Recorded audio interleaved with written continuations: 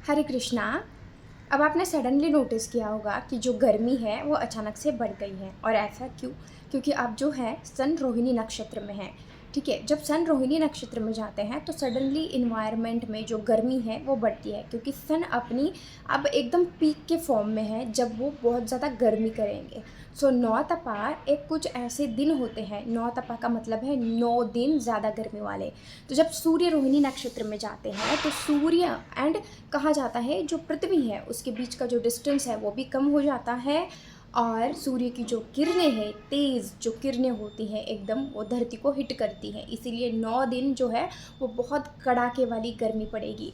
और इसको और इस वे में भी देखा जाता है, जैसे मेरी एक राजस्थानी फ्रेंड है वो कहती है, नौ तपा ना तपे तो बरसात रोटे। यानी कि राजस्थानी लोगों का ये मानना है कि अगर 9 तपे में गर्मी ना पड़े तो मान लो कि इस बार बरसात कम होगी। ऑल्सो उसने एक और कहावत बताई, काफ़ी लंबी है, लेकिन उसका मतलब था कि अगर 9 तपे में गर्मी पड़ती हैं तो जो चूहे हैं उनकी जो तादाद होती है वो कम हो जाती है। 9 तपे में गर्मी पड़ने से जो बुखार सर्दी फैलाने वाले कीटाणु हैं वो मर जाते हैं। 9 तपे की गर्मी से जो टिड्डे होते हैं उनके अंडे की जो अंडे बढ़ जाते हैं वो कम हो जाते हैं। वातावरण में जो भी कीटाणु होते हैं वो मर जाते हैं, फसल को ख़राब करने वाले कीड़े मर जाते हैं।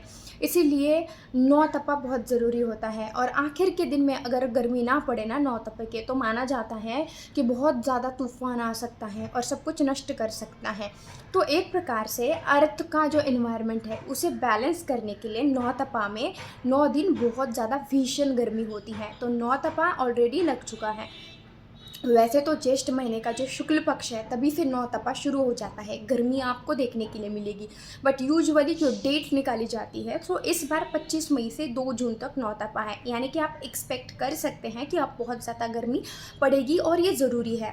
मेरे कुछ राजस्थानी दोस्त का तो ये कहना है कि उनके यहाँ तो ट्रेडिशन है कि जैसे 9 तपे की गर्मी आती है तो लोग अपने आप को धूप में सोखते भी है। कहते हैं कि 9 तपे की गर्मी से शरीर में जो भी बीमारियाँ हो वो निकल जाती है। पर मैं किसी को ये नहीं कह रही कि आप गर्मी में जाके बैठो, मैं एक आपको शेयर कर रही हूँ ट्रेडिशनल बिलीफ क्या होता है।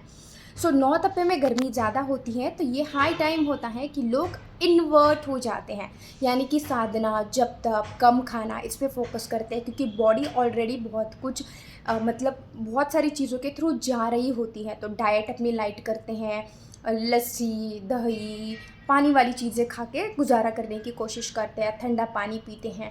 और इसी टाइम में लोग बहुत सारे दान धर्म भी करते हैं, जैसे कई मटके डोनेट करेंगे, लोगों को ठंडा पानी की व्यवस्था करेंगे, ठंडा पानी पिलाएंगे, जानवरों के लिए, पंछियों के लिए पानी की व्यवस्था करते हैं, फास्टिंग करते हैं। इसीलिए इसमें निर्जला एकादशी भी आती थी, क्योंकि बहुत ज़्यादा गर्मी पड़ती है तो इंसान को अपने बॉडी को रेस्ट देना चाहिए।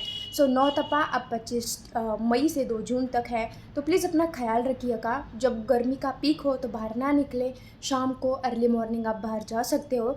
कंटिन्यू अपने आप को हाइड्रेट रखिए, ज़्यादा से ज़्यादा पानी पिए। अगर आपके घर में बच्चे हैं तो हो सके तो हर 10 मिनट में, हर आधे घंटे में उनको कंटिन्यू पानी देते रहिएगा।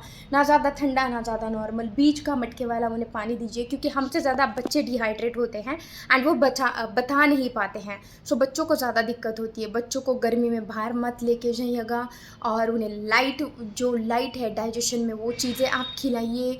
और जो गैस करने वाली चीज़ें, जैसे कोई फ्राइड चीज़ हो गई, पकोड़े हो गए, ज़्यादा मसाले वाली तेल वाली चीज़ें, वो प्लीज़ मत खाइए। कुछ दिन दिक्कत हो सकती है डाइजेशन में। चाय कॉफ़ी कंट्रोल करिएगा, 4 बार पीते हैं तो 1 बार पिए, क्योंकि गर्मी में ऐसे पियोगे तो पेट में दर्द हो सकता है। जो आलू है, बैंगन है और भी अरबी है, ऐसी जो चीज़ें हैं जो हेवी होंगी डाइजेशन के लिए, वो आप कम खाइएगा। अपना ध्यान रखिएगा, हाइड्रेट रहिए। जो आपके घर पे आएगा उसको भी आप अच्छा पानी पिलाइएगा। रास्ते पे जाते हुए कभी किसी को पानी पिलाने का मौका मिला तो उसे भी पिलाइएगा। नारियल पानी पीजिए, लिक्विड लेते रहिए, तो आप ठीक रहोगे। और भगवान पे और सृष्टि पे भरोसा रखिएगा। सो कंप्लेन मत करिए कि बहुत गर्मी है, गर्मी पड़ेगी, क्या होगा। ये एक सृष्टि का चक्र है, इससे धरती पर ही बैलेंस क्रिएट होगा। बस पर्सपेक्टिव बदलिएगा तो फिर आपको दिक्कत नहीं लगेगी।